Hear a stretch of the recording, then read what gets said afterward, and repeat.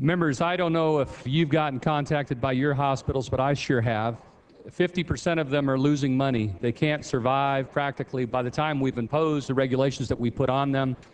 Those of us that have hospitals in rural areas are struggling to figure out how they're going to keep up with the technology demands, with the seismic retrofit demands, even when the number of people they would leave unserved compared to the number of people they would serve if they could stay open.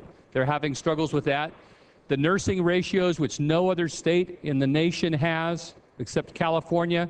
And now we're going to put an additional staffing ratio that says you have to have X staff for number of patients, even though the number of staff that they have on staff may not be able to be met with that.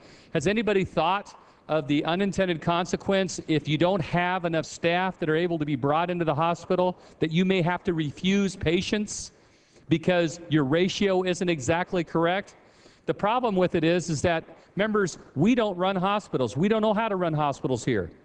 The key ought to be the quality of care. And if we've got data that indicates the quality of care is not adequate for the people in our state, then fine. Inject yourselves in the process. But to sit there and to mandate a staffing ratio process that has nothing to do with care necessarily, but it has to do with the operations of a facility, is a wrong-headed approach. The reason that this is not met with broad-based consensus is exactly that. And now we have an abrogation of the process itself. We have a process that everybody understands, that everybody puts their bills through. They go to appropriations. If it is an exorbitant cost that we cannot afford, we stop there.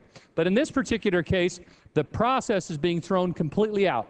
And if we wonder why the public does not have confidence in us, this is the type of thing that makes people think that it is willy-nilly, that it really has to do with just 10 seconds. Who knows? So, members, we need to not force another mandate, which would overburden the hospitals that are already 50% of them are going under. We need to keep the burdens down and avoid these additional costs. Vote noes, please. Thank you, Mr. Keene.